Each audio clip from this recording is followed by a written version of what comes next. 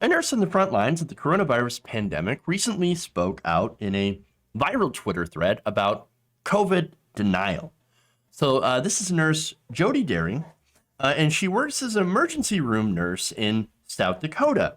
So now on Sunday, she tweeted out an exasperated thread talking about her dismay at patients who refuse to believe that coronavirus exists.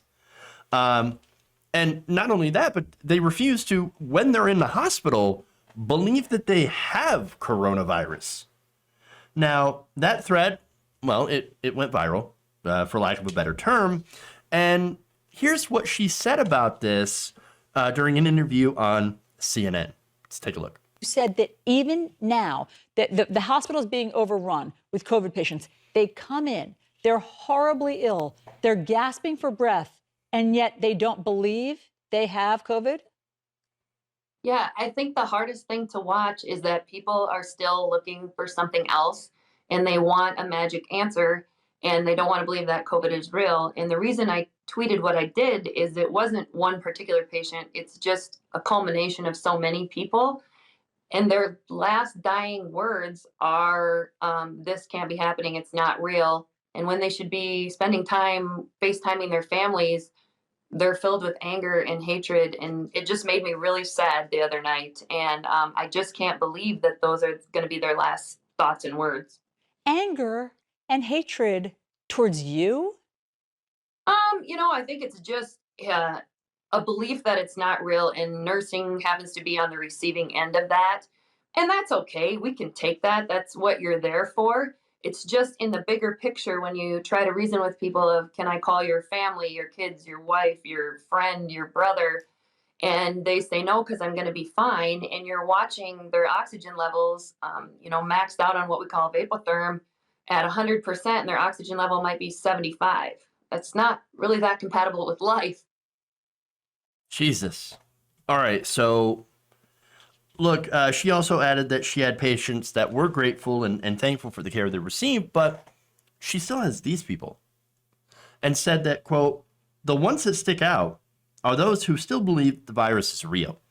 The ones who scream at you for a magic medicine, which doesn't exist, and that Joe Biden is going to ruin the USA. All while they're gasping for breath. And they tell you there must be another reason. I don't have COVID. I don't have COVID. COVID doesn't exist. It's a fake news. Fake news. They also call you names. Here's what she said. They also call you names and ask you why you wear all that stuff, because they don't have COVID, because it's not real. Yes, this really happens, and I can't stop thinking about it. So that's part of her thread. Okay. And this, I know this should be a wake-up call, and I know that the people that we are trying to wake up desperately will not heed this. They will stay asleep. And they will, ignorantly spread falsehoods about coronavirus, as well as ignorantly spread the coronavirus around by demanding that they go into the Applebee's and that they, go back to work, or that people go back to work, go back to school, all that stuff. And so they're going to continue to do this. And that's the frustrating part. I can see the frustration. I can understand. And unless you know somebody or are actually on the front lines yourself, you don't really know. Okay.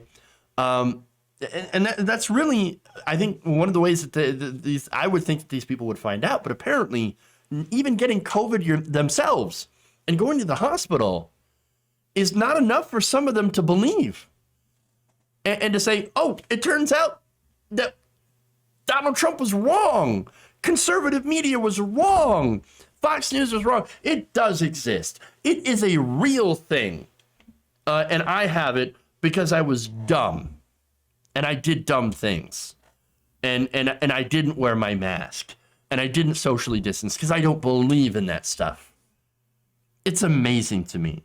And look, I shouldn't be surprised that it happens, but it does. In a way, but the way that it gets described is a gut punch. I mean, the disbelief that these people feel is that as they're dying of COVID. Oh, it's not COVID. It can't be COVID. Fake news. It doesn't exist. It's not real. It's just the flu. It really gets you when you hear these personal stories. I mean, you still feel it though when you see this going on. And it's just absolutely horrifying to see the ignorance of these people cost them their lives, and also, cost other people around them their lives as well. I mean, it's just, here's one particular set of tweets that really kind of hit home. It's where she said, quote, "These people really think it isn't going to happen to them. Then they stop yelling when they get intubated." Yeah. And even then, they're probably thinking fake news. I mean, it's disgusting. It's just horrible. Why? This is a result of anti-science, anti-intellectualism, and believing in these nonstop conspiracy theories that come from, highly paid people, highly paid news actors that go around and get paid by these think tanks to just spread misinformation. I mean, it's finally, here's what she also said. She said she described it as a, quote, fucking horror movie that never ends. There's no credits. You just go back and do it all over again.